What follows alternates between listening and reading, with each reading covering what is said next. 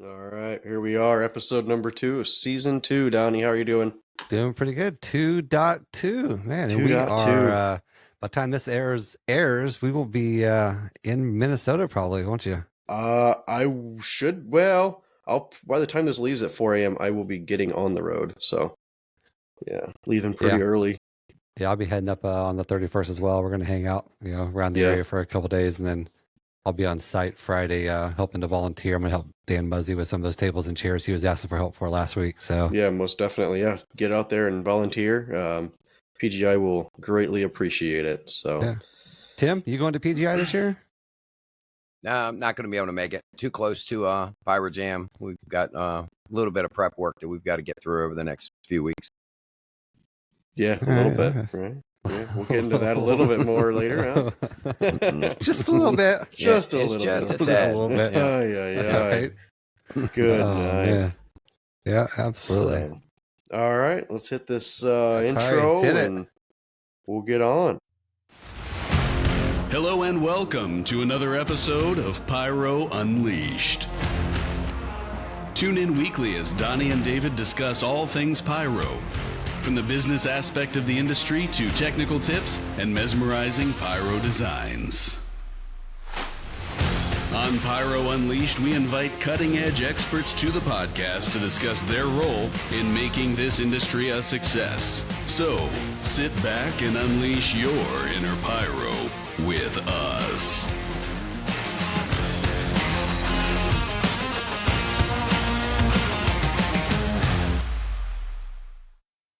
All right, and episode 2 again this year, our flagship sponsor, Cobra Firing Systems. Yes, sir. David and I really want to give a shout out to the guys over at Cobra and Ignite for their support for our podcast. They do really care about the industry and they really want to take care of their customers. Most definitely. Cobra, obviously, they back all of their products lifetime warranty. They have that nice, cool little 911 emergency tech support if you ever need it. Yeah. And David and I both, are Cobra users. We've shot a lot of large shows, I would think, with Cobra, really push Cobra to its limits. So. Yeah, I think let's see, we're going to be 600 modules deep between our 3 shows at PGI this year. So that's crazy. Yeah, couple. I think we're using five controllers. Wow, so that's crazy. Definitely pushing it to its limits. We're pushing her to her limits. Yeah. Give it a good what workout. Else you gonna do, right? Yeah. Right, yeah, and absolutely. Then, got the website. Go to pyrounleashedpodcast.com. You can find our merch store on there. You can listen to all these episodes. I believe you can watch them on there. If not, for sure go to YouTube and find the Pyro Unleashed podcast YouTube channel, and you can watch all these instead of just listening to them. And then obviously hit up our Discord. I think there was 5 or 6 people that joined in the last 2 or 3 days. So it a lot of fun to get on there. Discord's a blast. Yeah. When we record on Tuesday nights, usually right after, we'll jump on and we'll have a conversation about what all did we talk about? Yeah. I mean, we were on the last night. Me, you, John. We were on the last night hanging out, just chatting by ourselves for a while. So EJ came on for a little bit. That was fun. Yeah, we were just watching through pyro videos on YouTube. I mean, it's a cool place to go and hang out and hanging out. Really kind of connect with people in the pyro community. I mean, stay connected. It really is. Yeah, it was really nice, even in the spring, and connecting with people and just hanging out. Kind of getting back into that like mindset, the headset of fireworks. So it's kind of nice, especially it is. I know Tim and I are in the industry, but full time. But for those that aren't, it's kind of fun to kind of stay in it full time. So yeah. Right. So all right. Introduce our guest we got here with us here. We got Tim Jameson with IPC. How you doing, my friend? Doing good, guys. How y'all? Good, man. Good. I appreciate you coming on. I know you guys are busy with Pyro Jam, and again, we'll get onto that a little bit more here in a bit. But taking time out of you guys' crazy busy nights and coming on and chatting with us a little bit. Happy to do it. Yeah. So, tell us a little bit about you and how you got into the pyro industry. Well, like you said, I'm the owner of IPC, Innovative Pyrotechnic Concepts. Actually, short for IPC because I picked a horrible name to name my company when I decided to start it. Sounded really cool. It looked cool on the paper. And then I'm like, oh my God, you can't even say this thing. So it's IPC now. I got in trouble shooting fireworks in the backyard, man. That's seems to be how most guys on the East Coast and West Coast get started.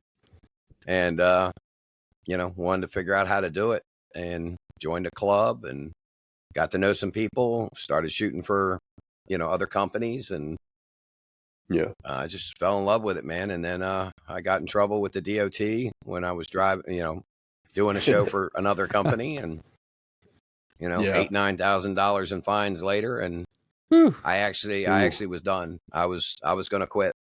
I was just going to go back to shooting in the backyard. And then somebody called me and wanted a wedding show. And the only way I could do it was to start my own company. And I figured, well, we'll just see where it goes.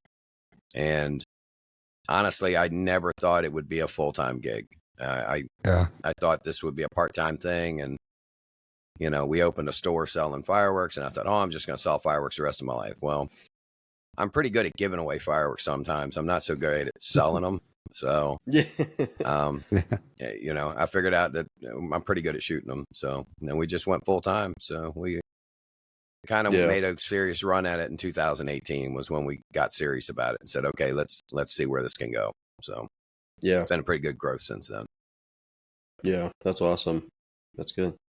And tell us a little bit about IPC, how many shows you guys do and how many crews you guys have.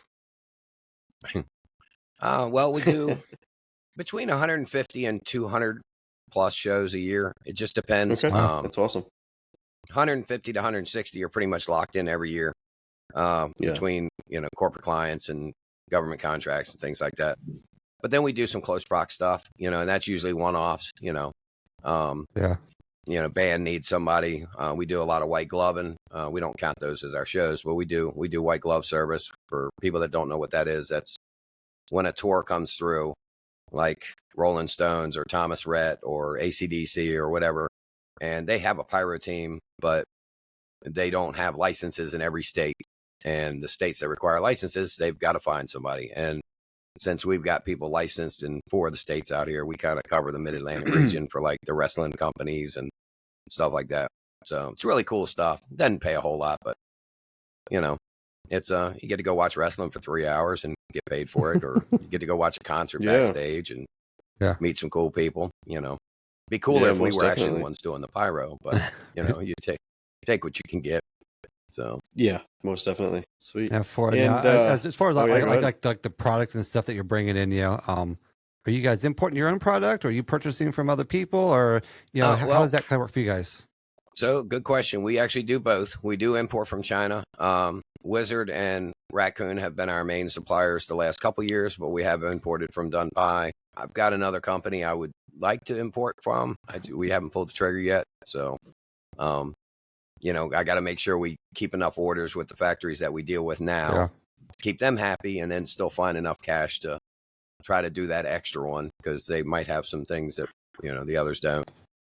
And then we do import some 1.4 from Arcasa occasionally. We were flying it over, but with the war in Ukraine and the Russian planes, cargo ships, shipments are kind of crazy right now. Used to be like $3,000 to fly a pallet over. Now it's over 10. So, and I mean, it's not a regular, like what we call a pallet. Pallet's an 8x8x8. So it's bigger than a regular pallet, but it's $10,000. I mean, so we haven't brought one of those over in the last couple of years, but we would like to do pricey. More. We love the Spanish product. We love the Italian product. It's great stuff. And what firing systems do you guys use for your shows? We use Starfire mostly. That's our backbone, our dinosaur, our rock solid, But we use the Mongoose quite a bit. We're using it more and more. We started with it just for DMX with our flame units and things like that. But then, the more we've played with it, the more we've kind of loved it. So we're doing a lot of our minor league stadium stuff where we can sit in the sound booth. And I mean, you guys know it. Most definitely. I mean, the wireless advantage for in stadiums and stuff is super. And the Starfire's got a wireless bridge, which will work, but And the panel's a little heavy to carry up the stairs and up into the sound booth sometimes. Yeah, I mean, it's only what, 2-car batteries? Yeah, it's pretty heavy. It's 69.3 pounds. I can tell you, I've shipped them back and forth now. It's 69.3 pounds. It's, yeah, it adds up. Yeah. Oh yeah. I mean, I've used it. I've used it for both of my shows at SkyWars, and it's good. Yeah. Oh yeah, yeah. I mean, it's solid. It's just that the panel is a little heavy to be carrying up through the stadium and the sound booths and clanking around trying to get it up on a desk somewhere. Because you guys have been in sound booths of stadiums. They usually give you a little 12 by 12 spot over in the corner. It's like, is that enough room? I'm like, yeah, that'll work. We're going to make it floor work. And right. I mean, you know what I mean? You're the last guy in there and you're the afterthought. You were coming up in the 8th inning and they're like, yeah, put him over there, Yeah, so, exactly. So the Mongoose works really good because we've got a little tiny laptop and, just the receiver goes up in the window and transceiver and we're good. So, yeah. But yeah, so, we've been real happy with both of them. Yeah. I know you did bring it up a little bit earlier, but people can hire you to do shows then locally. Oh yeah. Okay. We do. We travel. We've done stuff. We haven't made it to the West Coast yet, but we've done some special gigs around. We do mostly East Coast.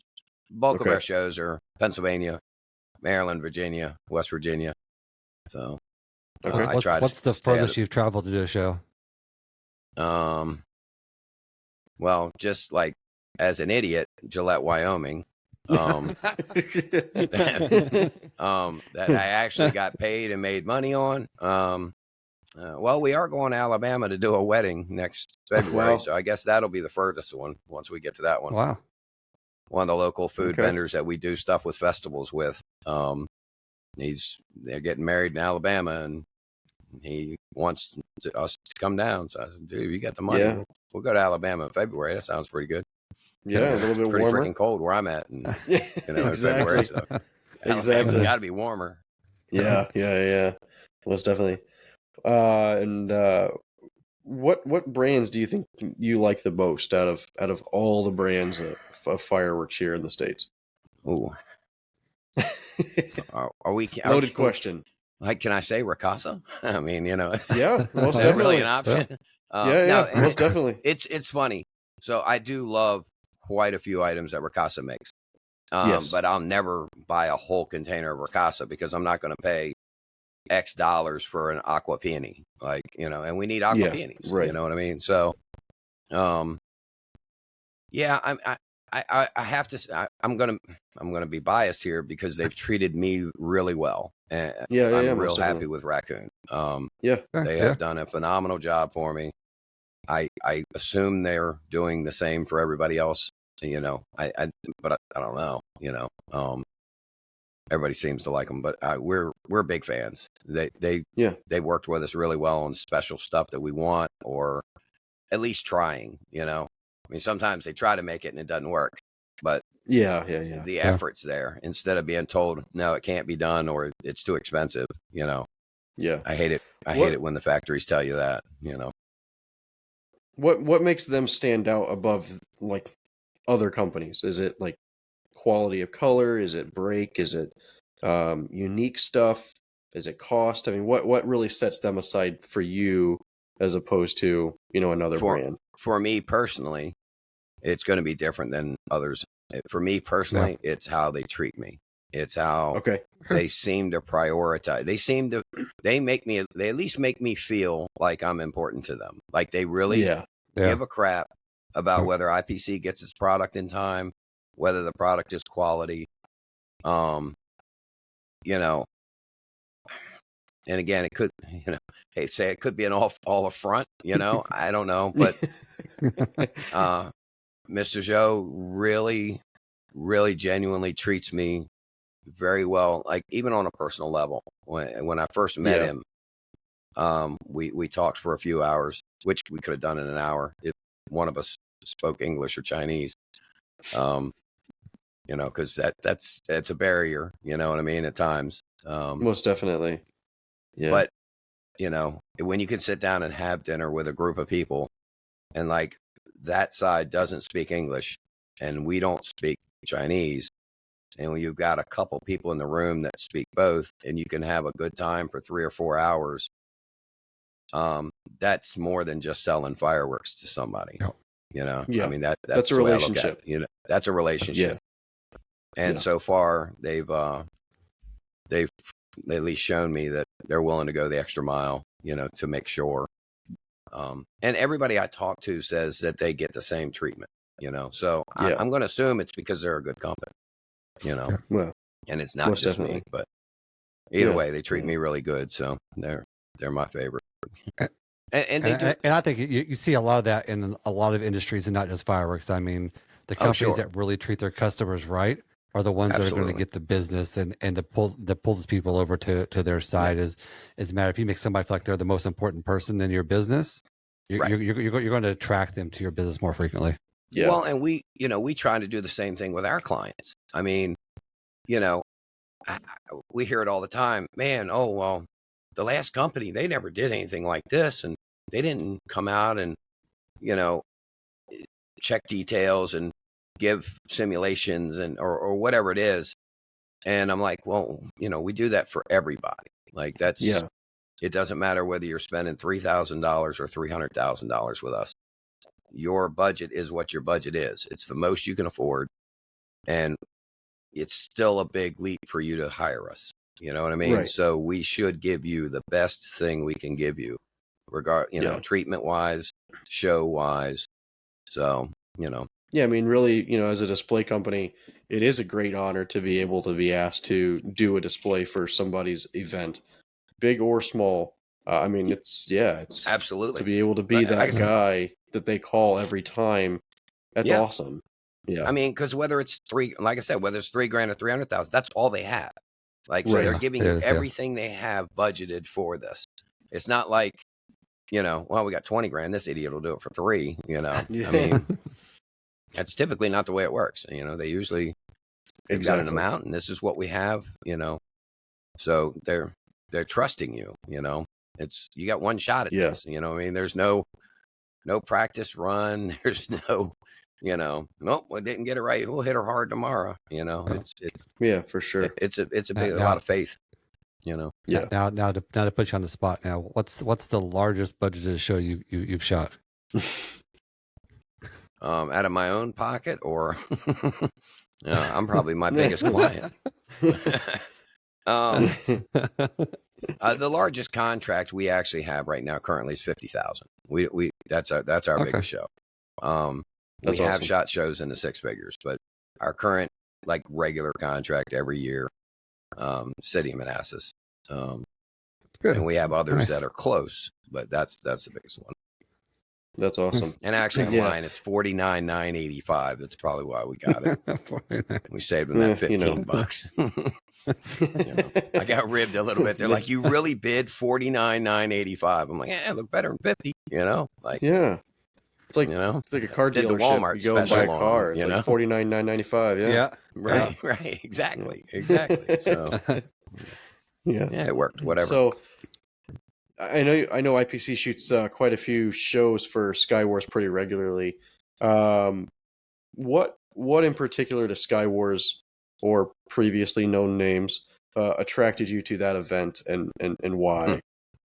It was the very first club event I attended, for the most part. So the very first thing when I got into like the club Pyro universe forum, you know, world, back when I first started shooting fireworks, I went to Johnny Lima's customer appreciation night thing because I bought a crap load of fireworks from him, and they're like, "Here, come back to Indiana and we'll give you some barbecue." So I went, you know, and I met a bunch Brad of guys. Running it then?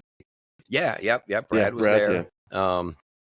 And you know, Big No-No and them, you know, they were still around, and Jimmy and all those guys, and we were talking. They kept talking about this SkyWars thing. Oh, not SkyWars, St. Louis shoot. And I was like, yeah, whatever. Well, then one of the guys called me, and I think it was No-No called me the week before and said, "Hey man, Jeremy from Aerial Effects is putting on a massive show to close the night, and he only has him and one other guy from his company coming, and they're looking for help."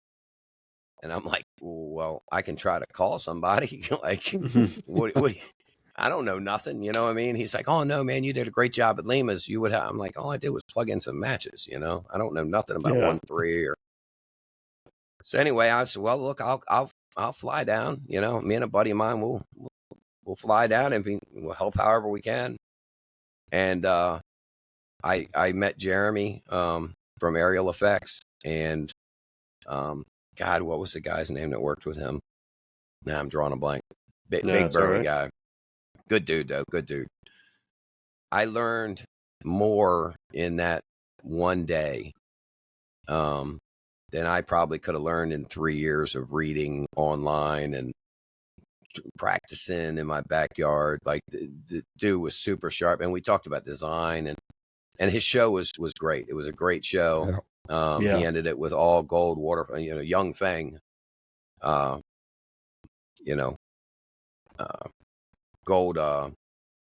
willows. The gold willows. Yeah.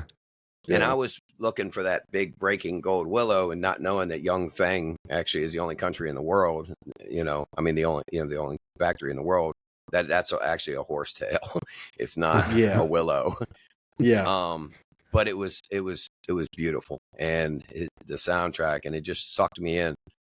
So, it was where I kind of fell in love with fireworks. Not just liked them, not just thought they were awesome, not just thought they were cool to blow stuff up. It was the first time that I thought, man, this is what I want to do. That was I got drawn in emotionally.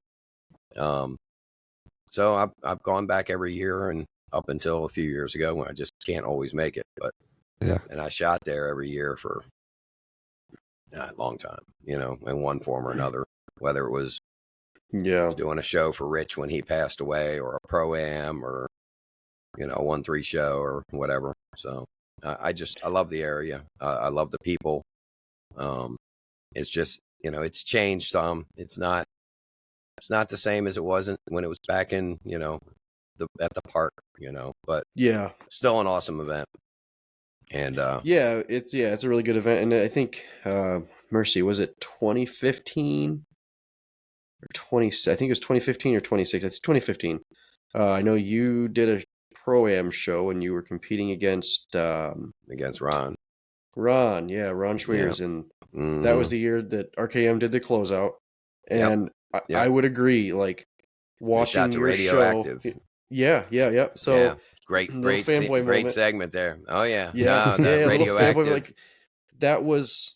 I mean, that competition, that event is what really drew me into fireworks.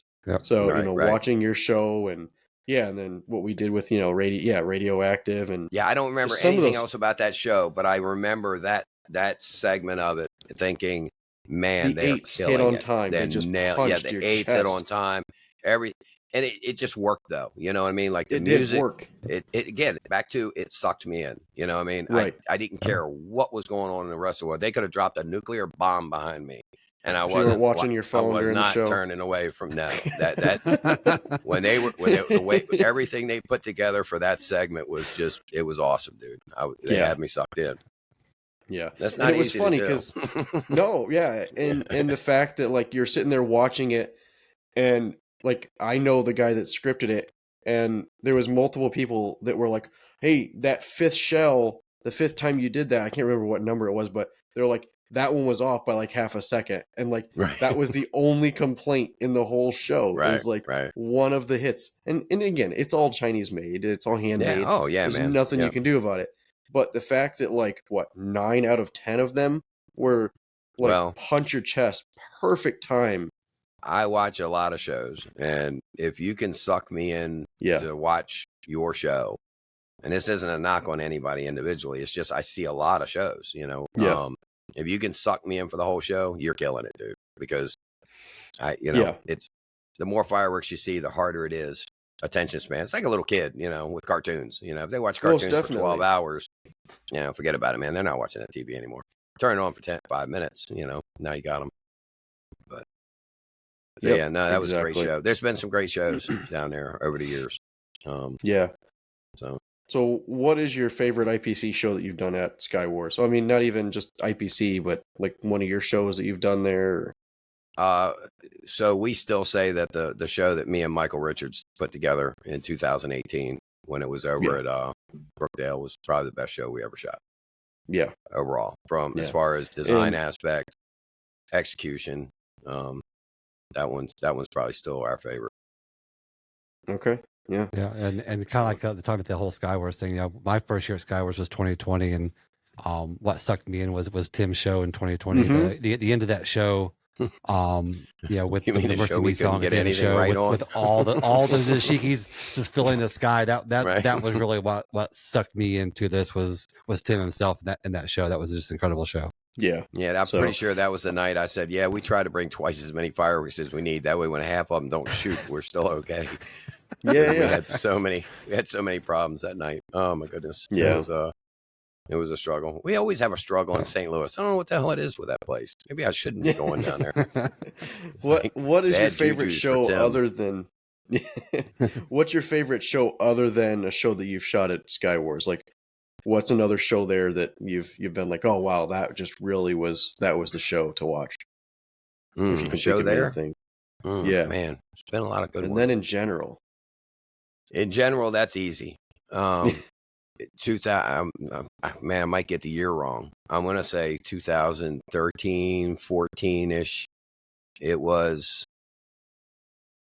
the second Pyro Fest, I believe, but the first one that Ricasa shot at. Yeah, and it was the first time I got to watch a Ricasa show live. Yeah, and dude, I probably looked like a stupid little schoolgirl grinning, just giggling the whole show. Like, I mean, I just thought, this is it, man. It doesn't get any better than this. That show, and it wasn't like it was his greatest show he'd ever shot.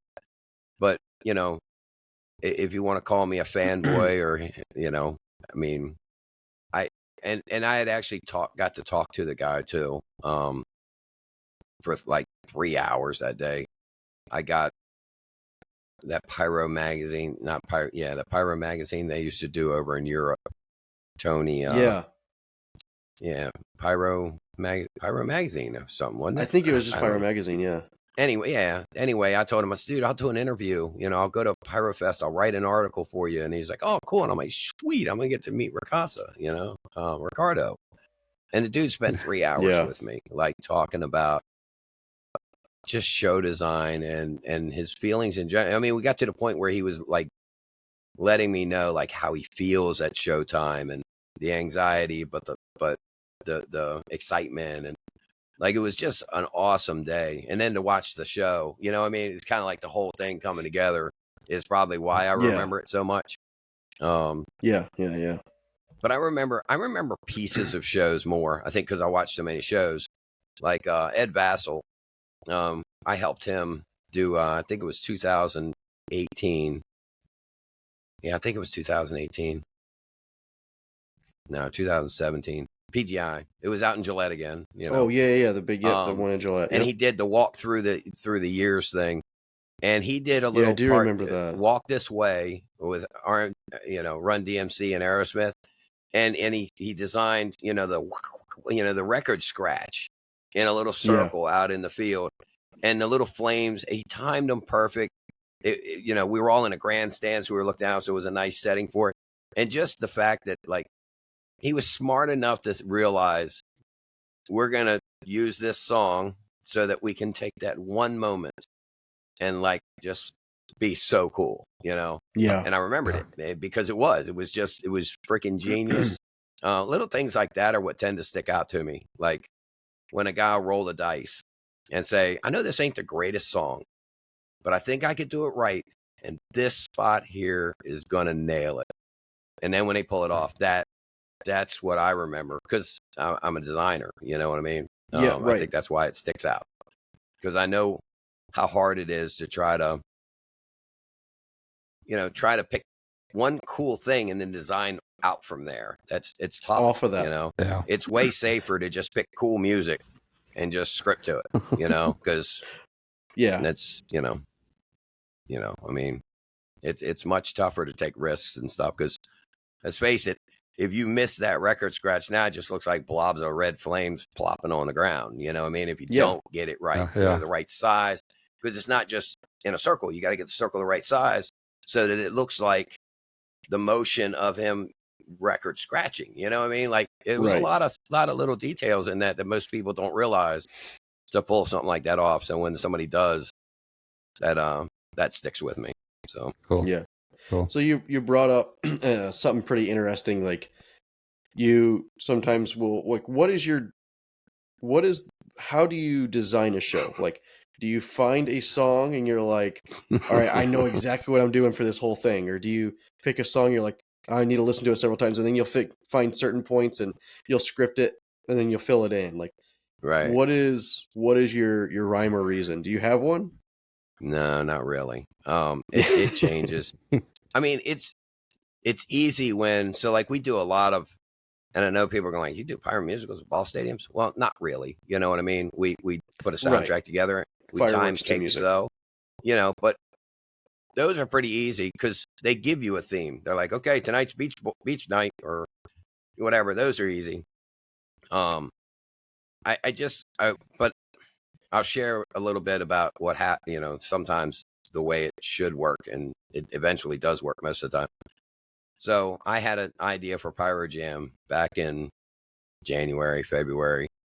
And, I started writing down some ideas and some cool songs and this and that. And quite honestly, as of last Thursday, I had nothing. I didn't have a soundtrack. Well, I was trying to force it. And, I just thought, dude, I actually called Scott Fleer. Me and him are really close friends. And I said, hey, man, if there's a song that you haven't shot to that you love, like this would be great, give it to me right now. Like, and I'll build a show around it because I got nothing. Like I literally, I got nothing. I got writer's cramp, whatever you want to call it, brain cramp. Yeah. Designer, I don't know. I'm tired. We just came through the 4th. I should have done this back in January is when I should have done it, quite honestly. So I'm beating myself up over that. And he sent me a list of 4 songs. All 4 were awesome. And I realized then that I'm going about this the wrong way. I need to go back to what is our strengths. Find something that means something to us.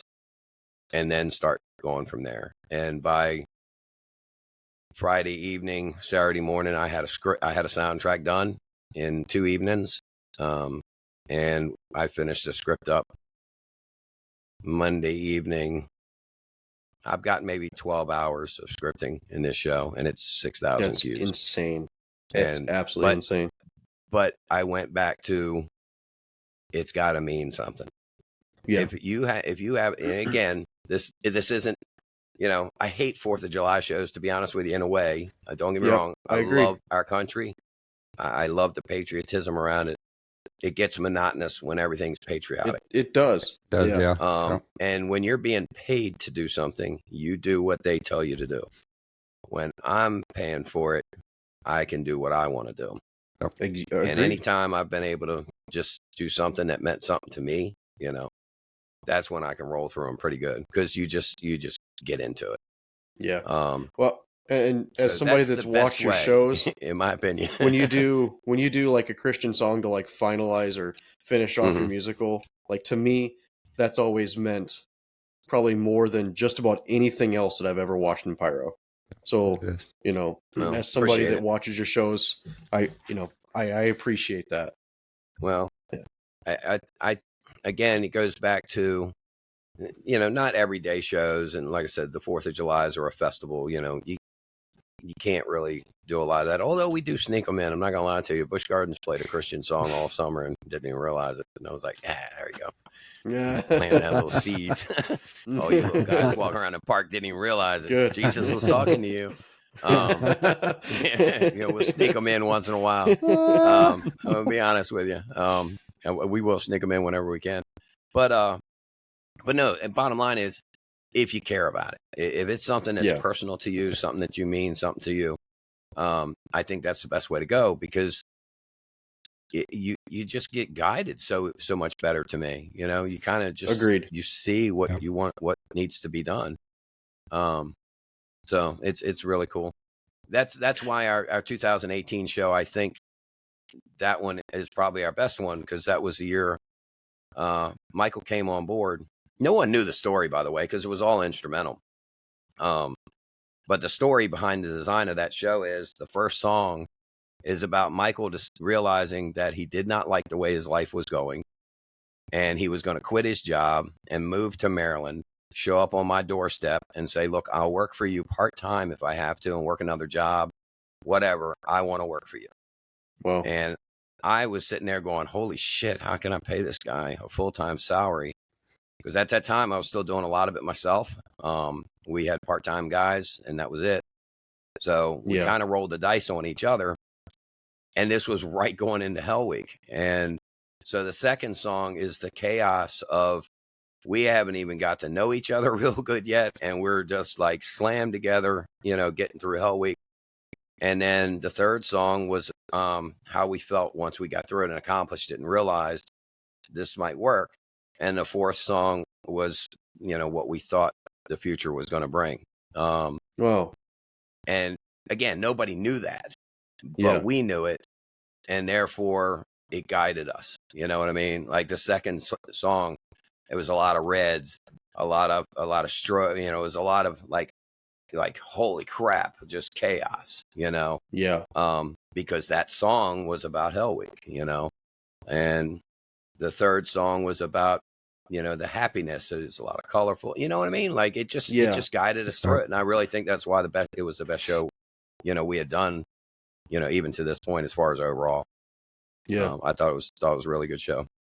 So that's intriguing because, I remember thinking about like colors or, display a meaning to something. Can you touch on that a little bit more? Because like I know what that means, but like, can you explain how colors can attribute to different feelings or emotions?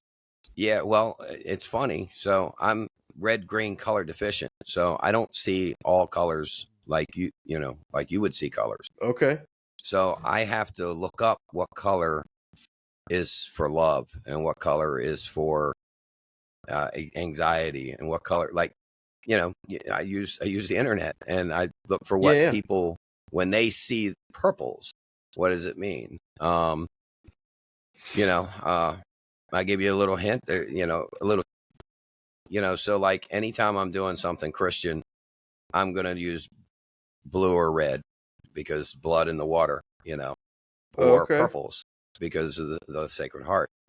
And you kind of do that, if you got a hip hop song that's bouncing around, I see multicolors. I see multicolors, go-getters, dahlias, yeah. New color crossettes, things like this. You know what I mean? And I think everybody, whether they realize it or not, associate colors with different emotions. Agreed. And again, the more you script and the more shows you design and the more you do it and the more you talk to people and the more quite frankly, the more you watch other shows, the ones that you think, oh, that was a great show. And it was great because why was it great? Because most people know when they saw a great show. Most people also don't know why it was great. The key is going back and looking at that show and dissecting it yourself. Yes. And why did you find it great? Oh. And then you realize what Ricardo Javier is doing right. And then you realize what Martin Hildebrand is doing right, and you learn from it, Not gonna lie, I was not born with any of this knowledge, brother. I can't play a guitar. I can't draw a stick figure. Same. I have zero talent, man. I'm a carpenter. I drove nails and painted houses for a living for 20 some years. I've just got lucky with this. So yeah, it's awesome to watch shows that just look right, and like you're saying, a lot of that has to be attributed to the way that colors match, the lyrics or the theme or this, that, or the other. And it's a lot of fun to watch that come to fruition. Yeah, it's the emotion. It's the emotion that the show brings out in you, and that's what it is. Yep. But you can, like I said, you can also. Oh, go ahead. No, I was going to say, Donnie, I know we've chatted, and no, you're okay. Over the 4th, you were saying that, you guys were shooting a show, and when you can bring your team to tears or the crowd to tears in a musical, like, Yep. you've done something right. Yep. Absolutely. Right.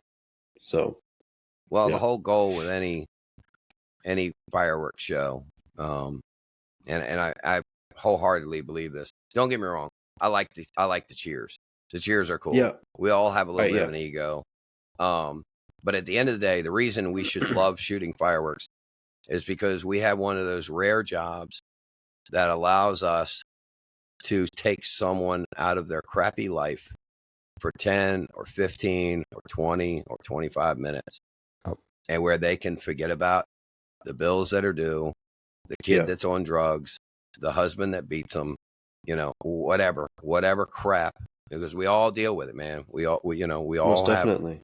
We all deal with this stuff, and we're in a unique position to get them out of that just for that little bit of time, and that's a really, really cool job.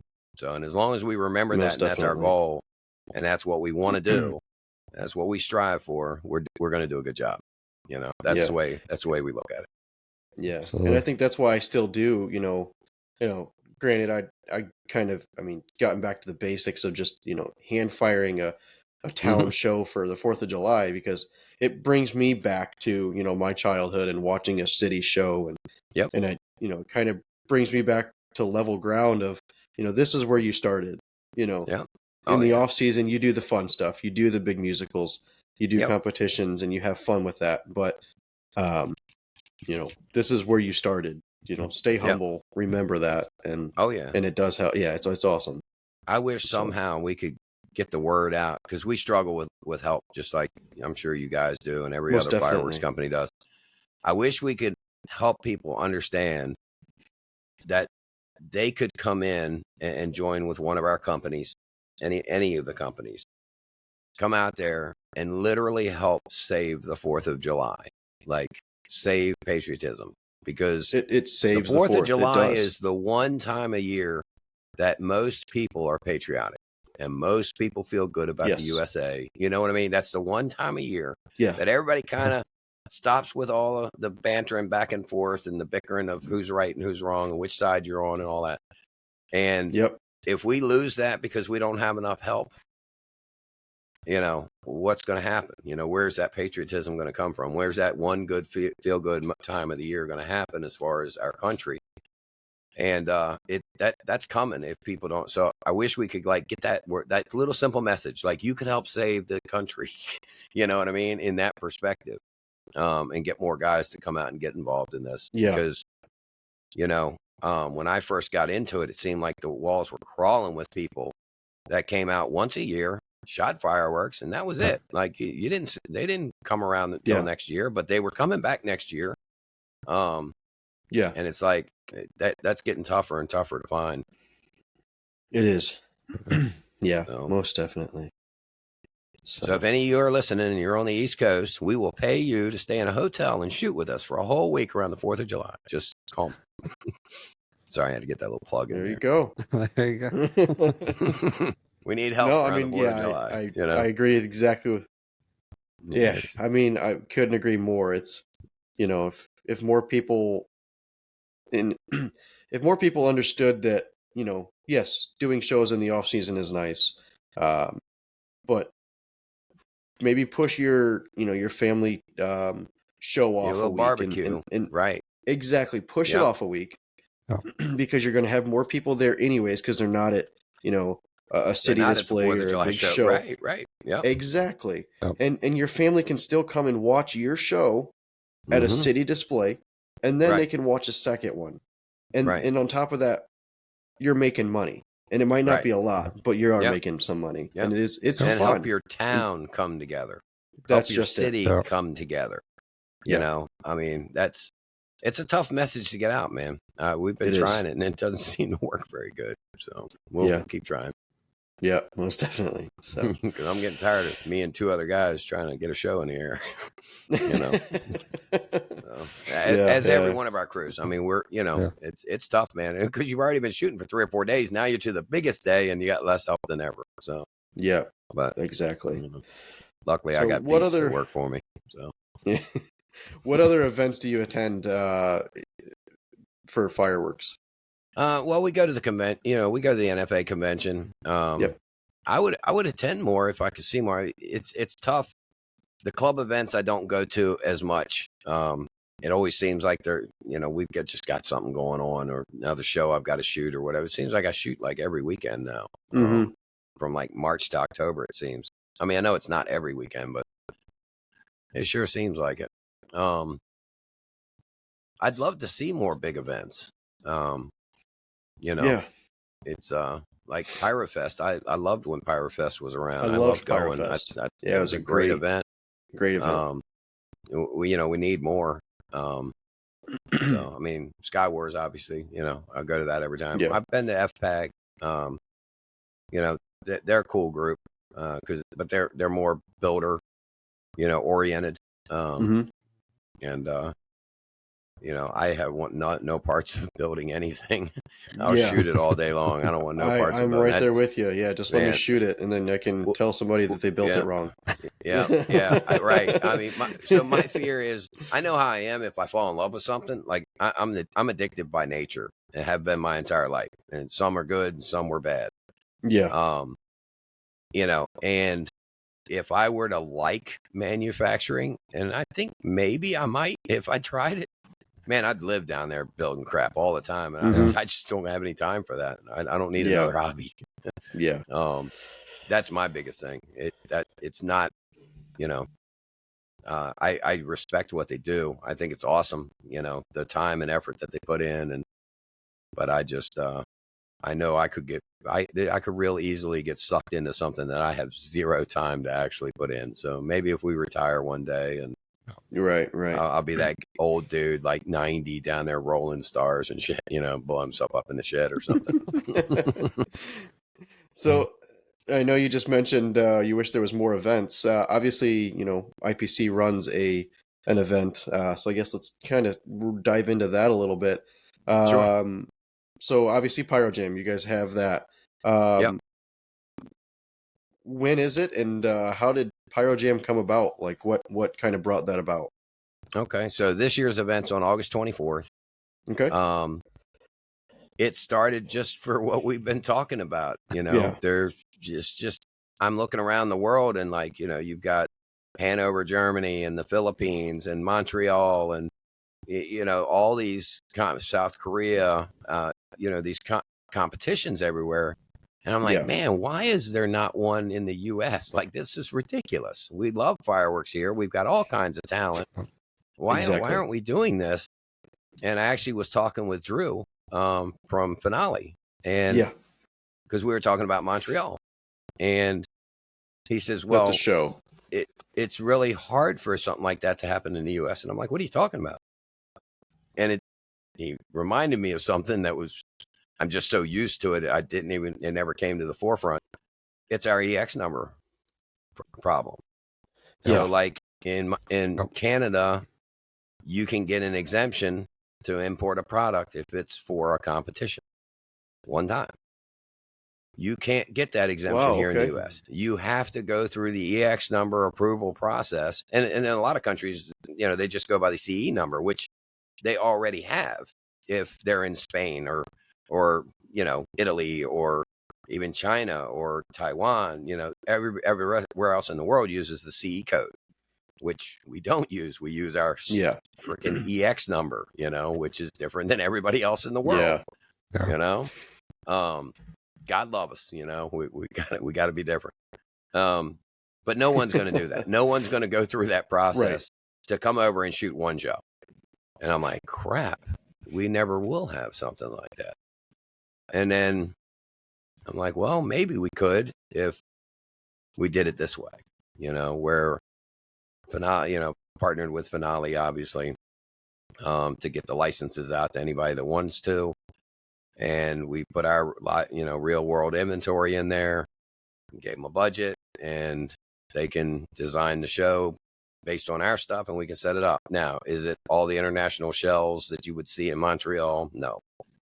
But the design portion of it's kind of cool to watch.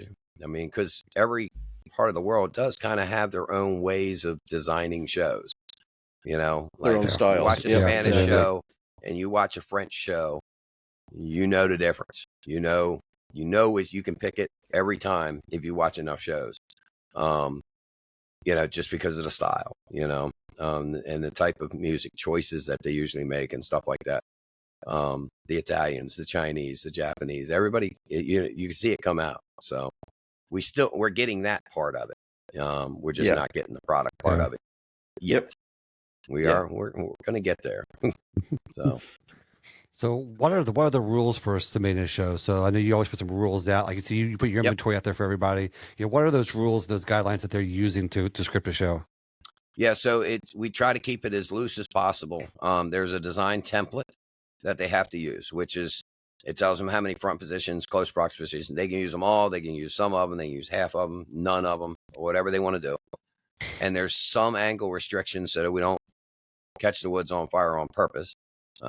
We're going to catch them on fire accidentally anyway. So, but very, very few restrictions. And we give them $25,000 in product costs and say, design whatever you want, keep it between 9 and 10 minutes.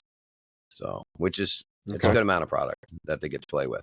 Yeah. And, you know, inevitably we always get the questions, well, how many cues are we allowed? And we're like, nothing. They just, whatever you want to do.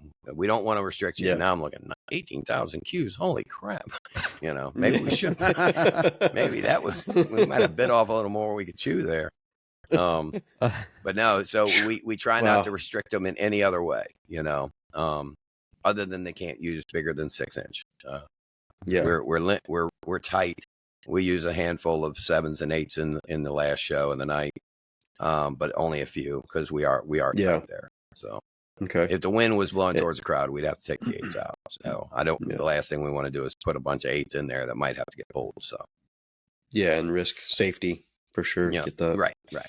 So and how do people submit their shows to be in the competition at PyroJam?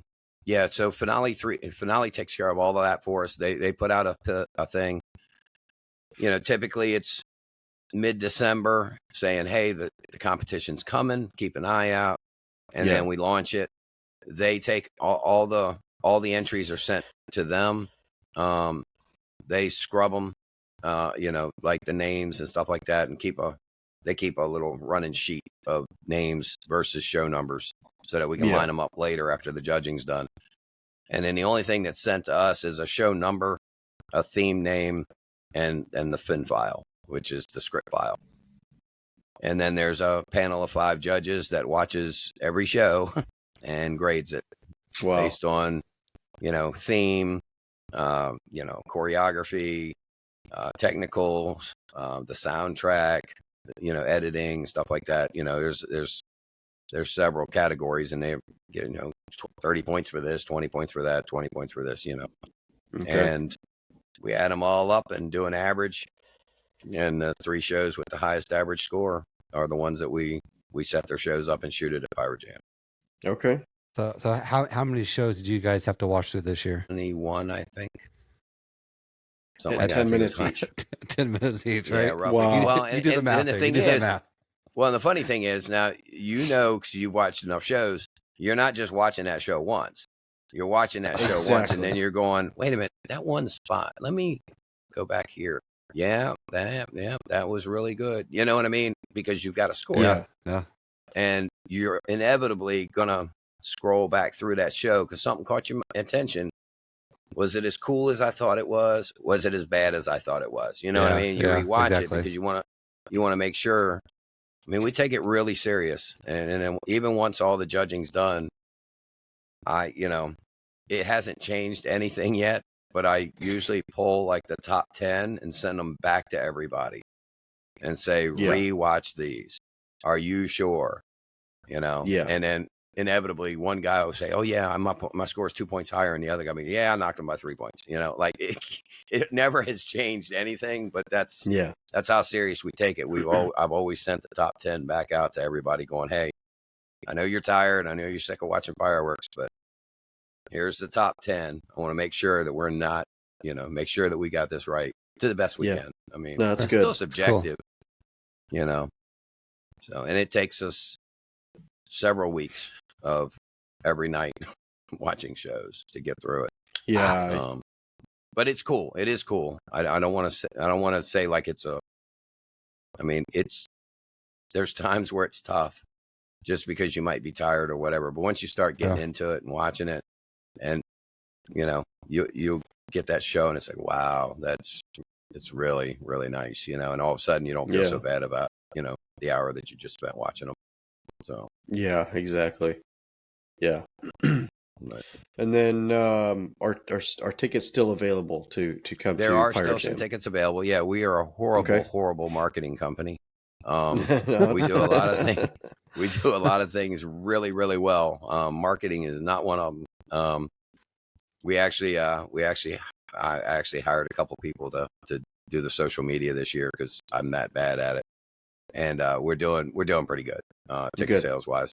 I fully expect us to sell out, although I'm pretty sure it's going to happen the week of or maybe even the day of. Just because of the way, there's one thing people don't, if you're not from this area, you don't know there's something to do every day here.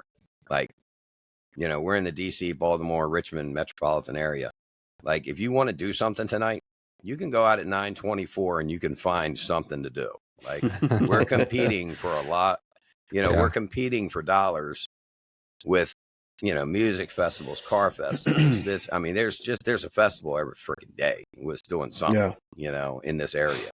So, a lot of people are waiting to see what the weather's going to be like, things like that. Yeah. Like I said, we just didn't do a good job of getting the word out the first 2 years. I suck at that. That's just not very good at it, but this year things have finally, the word of mouth part is what's going to, that's good. That's good. Everybody that came the first year brought another person the second year, and everybody that came last year is bringing 2 more people this year. So that's we should sell out. I hope we, this is going to sound messed up. If we're not sold out before the day of the event, I hope we don't actually sell out. I would hate for someone to drive all the way there and me have to say, sorry, you can't come in. That would suck. And my security guys are like, we're not turning anybody away. We're going to bring them in. We'll find a place for them. I'm like, no, we have to stop at a certain point because we only have so much room. You know what I mean? Like, most definitely. He's just thinking. How much are tickets, Tim? Right now, they're still $50 a ticket right now for standard general admission. So all of our early birds are sold out. All our specials are sold out. And I don't remember how many the standard general admissions we have left. But once they're sold out, then we go to the last chance thing, and then they're like $55 or $60 a piece. But people around here, they'll wait. A lot of them will wait. They'll pay the extra $5. They don't care.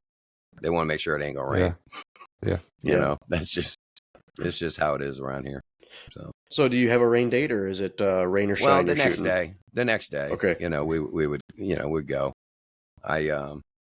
It would take a lot for us not to go, though, as you know. Yeah. Yeah.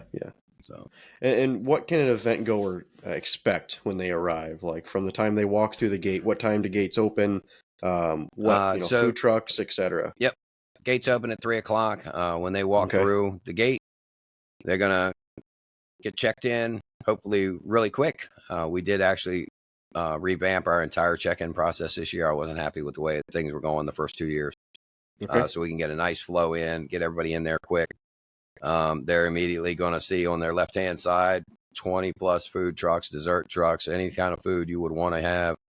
Awesome. Just down past that, we've got a really large kids zone. It's got all kinds of inflatables, yard games, bull riding thing, and there's all kinds of cool stuff to do there. Axe throwing, and then to the right is the main field where VIP tents up in the corner, and we've got a really nice stage with easily the best sound system I have ever been around. The company's called Classic Sound, and they travel around anywhere you need to go. And if anybody ever needs sound and they're not worried about the dollars, call Classic Sound. Not that they're they're not going to rip you off. but you get what you pay for when it comes to sound. Yeah. Absolutely. Quality for sure. Yeah, I mean, I've shot at a lot of venues, and I'm not saying this because it's our venue. I told the guy from the get-go, I said, dude, if you'd have sucked, I'd have told you sucked. But I'm going to tell you right now, that was the best sound. I've never shot a finale where you could still hear the music. Because if I shoot a finale, I'm shooting a lot of shells, dude. I mean, I'm going, you can still hear the music during the finales here in the back of the field. Like, and it's clean sound, you know what I mean? It's not just loud. You know, you sometimes you go to these places and it's loud, but it not actually distorted hurts a little bit. Like, you know, it's hurting you. These guys are just real good. And of course, we've got two sound systems. We've got the stage itself, which has concert level sound on it. And then we doubled that for the fireworks field. And it's got its own system for that. Nice. So, and the bands are cool. Very good. Our closing band's called a band called First to 11. And they got like, I don't know, 1.9 million followers type stuff. They travel around. They actually, they're a cover band that tours, and they put out covers every week on their like YouTube page. Like they're super talented, man. Cool. They're really That's good. awesome. Really good band. And what website can people go to purchase tickets and to learn a little bit more about PyroJam? It's pyrojamusa.com. Perfect. Awesome. And we will put a link to that in our bios when we put this podcast out, so you guys can appreciate it, man. click that and get your tickets. I know that I will be there, so I'm looking forward to it, man. I'm really looking forward to watching some of your shows and getting to hang out a little bit. I know you guys are busy, but I can tell you right now, the 3 competitor shows they're really, really good. They're really good. Yeah. I'm like, God, I I have hope to see about closure doesn't get shown up there. I have to see about getting some sneak peeks at the pyro for the podcast. I don't know. Maybe man. Chat a little bit about that and see what we can do. Also, for the first time, all the competitors will be here. No, really? Nice. Yep. That's awesome. Guys from the UK and Serbia they're both flying in. So that's awesome. I'd love to be able to meet them. That would be phenomenal. I think we've actually hit legitimate with the international world. Like, I think that's awesome. The community actually considers us. I mean, not that I thought we were less than that. You know, I mean, we really are trying to do this right. But you know, I think people around the world actually do think of us as a legitimate competition. Not that's just great. Not just a fun thing that the club's doing. You know what I mean? Type thing. Like they really, which is what we want. You know, because we want. You know, I don't want to keep rambling on, but no, you're fine. You know, we want international factories to want to try to get us product. I mean, we'll pay for it, we'll buy it, but like I can't do a whole container, you know, of Ricasa or a whole container of Giuliani. But if they have another customer in the U.S. that's already importing some, could they talk them into selling us, putting a couple hundred cases for PyroJam on their container type thing? That's what my ultimate hope is. And we can then start getting some of this international product and be an actual international fireworks. That'd be awesome. So, that'd be cool. Yeah, really cool to see that. And anyway, what should people bring to PyroJam? What's allowed? What's not allowed? Blankets, chairs, drinks, etc. Yeah, we'll go through what's not allowed. Guns, fireworks, marijuana. Sorry, guys, I know it's legal, but state park, we're not allowed to have marijuana. Yes, sir. Yeah. You know, no canopies. We have tents set up and stuff like that for people to sit under already. You know, we'll hook you up there. They can bring water bottles. They can bring a small cooler, 11 by 11 by 7. You know, like a little handheld cooler. Yeah. A little chair umbrella or something like that. Basically whatever can fit under your chair when you're viewing, you're cool to bring it. You know, that's really what we're not worried about dampening their time or their spirits. You know, we just got to follow the state rules for the park and make sure you can contain your stuff under you and you're not taking up seating for people that, you know, paid for a ticket and want to sit in the field too. Yeah. Do you guys require like clear backpacks or anything, clear bags? No. You know, so we do a bag check. Our security guys are really good. Basically, it's not like we're rooting through. We have their, you know, the attendees open it up and they kind of push their hand around so we can check. But most people are cool. They just bring a backpack. It's real easy to check. Or, For sure. Like I said, water bottles, stuff like that. And we have water bottles, stuff. We got a hydration station. So if they bring their water bottle in, there's a place where they can refill it. The website says what you can bring, what you can't bring. So, because I'm sure I'm missing stuff. That's just fine. That's all right. That's Michael's job, actually. So. Michael Richards handles front of house and gate and all that. I work with fireworks in the bands. That's my job. I get the cool stuff. I get that. Yeah. Perfect. Anything else you can think of, Donnie, before we get into pyro news? No, I think we covered a lot of great stuff, man. This was fantastic. Yeah. So I know we kind of missed pyro news last week, and when we kind of put out a somewhat of a survey, everybody said that pyro news was a big hit for season 1 at the end. So it was, yeah. Yeah, it's kind of cool. Yeah, obviously the 4th of July season, so there's lots of news out there. Yeah, lots of news, lots of news, man. So we'll try and spread it out a little bit, so we have something for a couple more weeks, right? Yeah, here's one that happened just this week. Fireworks sparked a Riverside, California brush fire, destroyed 6 homes. Wow. So the brush fire destroyed at least 6 homes in Riverside. It was sparked by fireworks. During the newscast conference, said the camera footage shows the suspects fleeing the area and a vehicle of interest being reviewed. Wow. They said it caused over $10 million worth of damages. Wow. So, so be on the lookout if you know anything there, probably. I would reach out to Riverside, California law enforcement, I guess. Yeah, just another thing there, California ban on fireworks. You're out shooting fireworks and you burn a bunch of houses down. So that's not going to look good for you. Yeah, not at all. No. And then another one here we found, this is in Florida. A 6-year-old loses her hand in a fireworks accident in Broward County. Wow. This is just kind of a weird story I found. There's not a lot of information. So the first responders at the scene said the boy with a complete hand amputation after a fireworks exploded. So it happened outside in the backyard. So sad. The father wouldn't reveal their names and all that kind of stuff, but just a kind of a weird kind of thing. Something that a 6-year-old would get a hold of that would be strong enough to blow their hand off. Like it's just crazy kind of stuff like that. And yeah, again, making sure you're watching your kids. Safety, keep that stuff locked up. Like I don't know, that's just kind of a crazy one. Yeah, wow, that's crazy.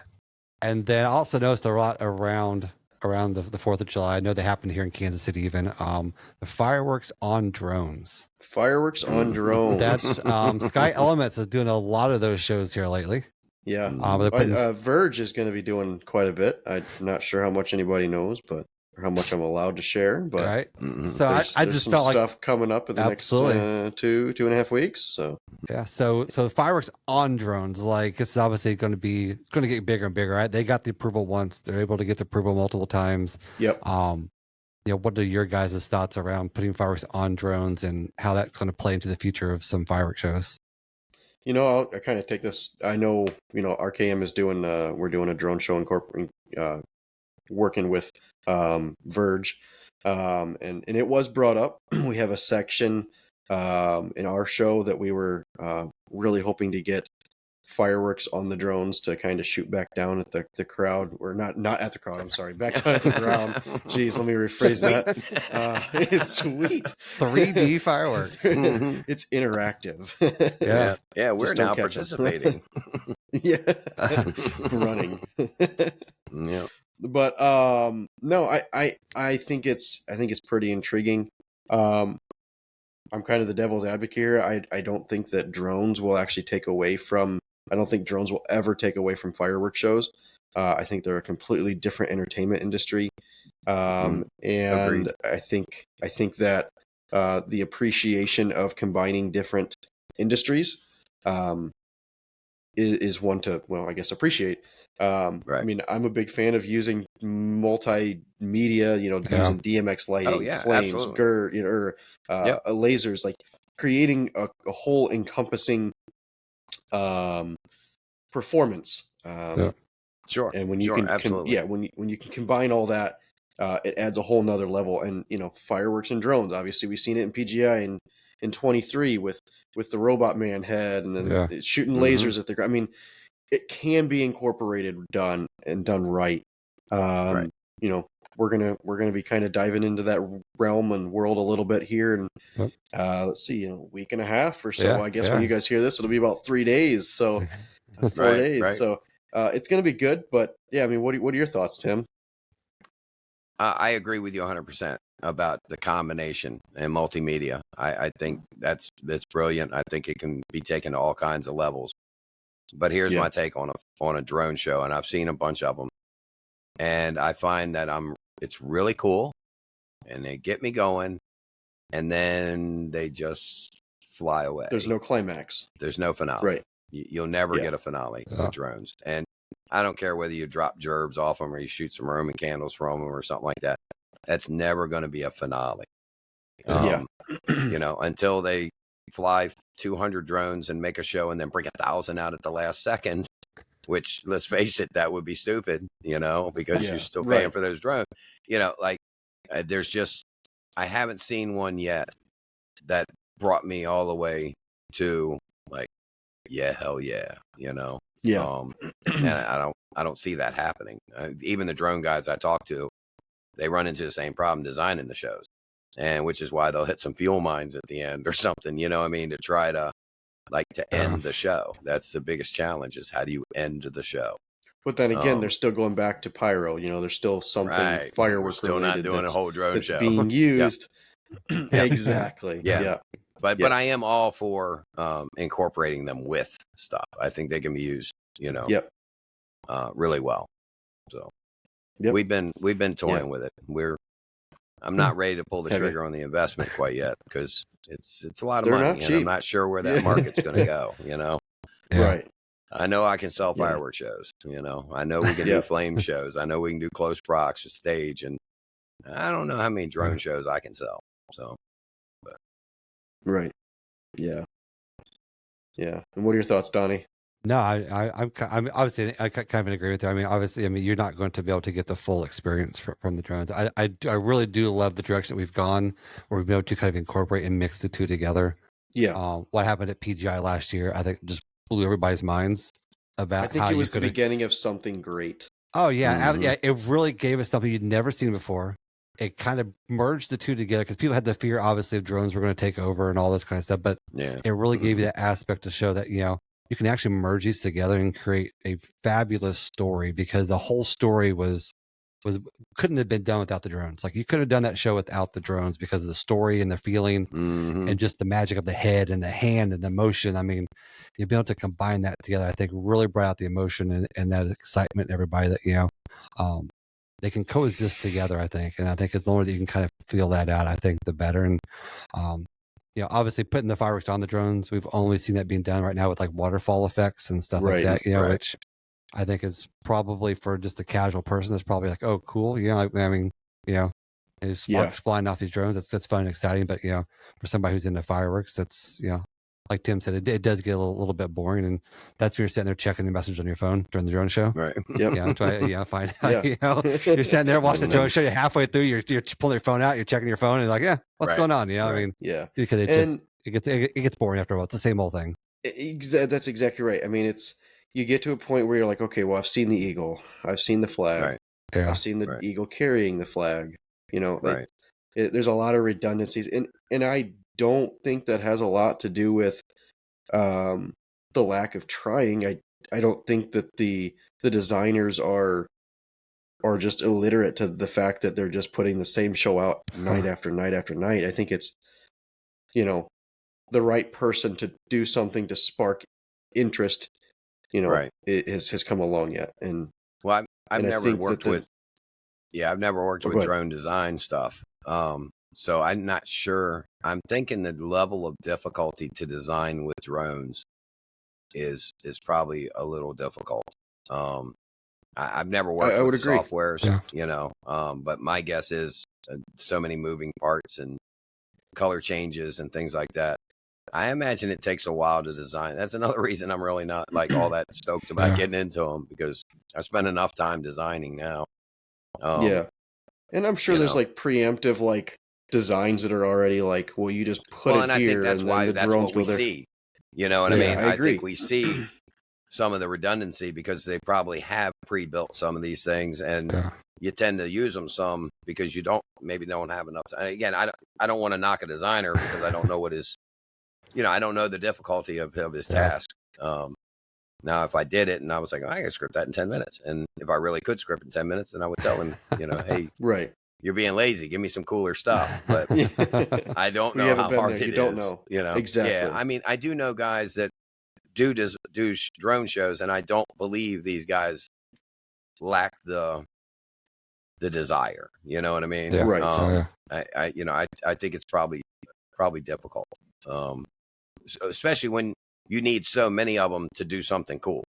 I mean, everybody talks about, 150 drones. Well, 150 drones is actually kind of freaking boring. This stuff you and I we're sitting here talking about that's cool has been 1,000 or 2,000. Yeah. You know what I mean? Like, it's kind of, I know a guy's got a drone fleet of 75, and I'm thinking, man, you're making like a letter C? Like, I mean, not a knock, but I mean, what can you possibly do? I mean, even at 150 or 200, you're limited, right? So, obviously the cost is there too. I mean, your fleet can only be as big as just the expense of buying them. Yeah, and, I mean, $500,000 to $500,000 to $1 million just to get in. I mean, that's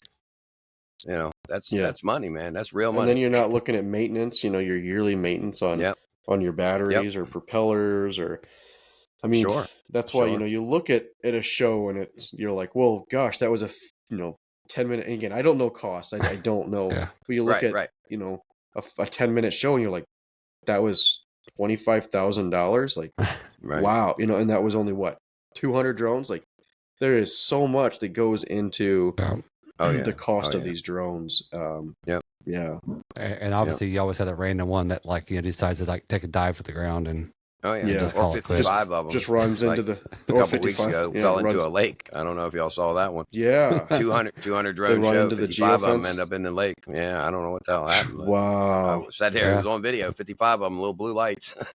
Just all slowly. And, it wasn't like they just stopped and fell. They literally descended into the lake. Wow. They lost home, and the only thing the guy could do, according to the report, was land them there because there was no people there. You know what I mean? The only place he could send them where there wasn't anybody standing was in the water. So he just had to send those 55 down, and they're going to try to recover them. I don't know. I'm thinking it's like cell phone though. A lot of bags of rice. Try to fix that thing. A lot of bags. Right. Yeah. But so. Yeah. All right, guys. Well, hey, it's been another great episode this week. Yeah, we want to thank you again, Tim, for your time coming on and chatting with us. It's been an honor to have you on, and it's been cool, man. Yeah, I like hanging out with you. Yeah, I'm looking forward to. Yeah, I mean, I'll see you in 3 weeks. Yeah, 3 weeks out. A month. Give me a month. Month. Okay. 29 days. 29 days. 29. I have 29 days. So it's a big difference, man. You know it. Well, I mean, from the time this airs, it'll be about 3 weeks. Right? So. I got you. Yeah. But all right, guys. Again, PyroJamUSA.com. Correct? Yes, sir. All right, hit them up. Get your tickets now while they're cheaper. So. Yep. All right, everybody. Well, hey, want to thank Tim for coming on and joining us this week. And next week, you will be seeing Dave and I at PGI. So come up and check us out we'll have a booth inside next to RKM at PGI. Most definitely. And then be on the lookout. There will very likely be a little Wednesday night at the Afterglow. We will have live.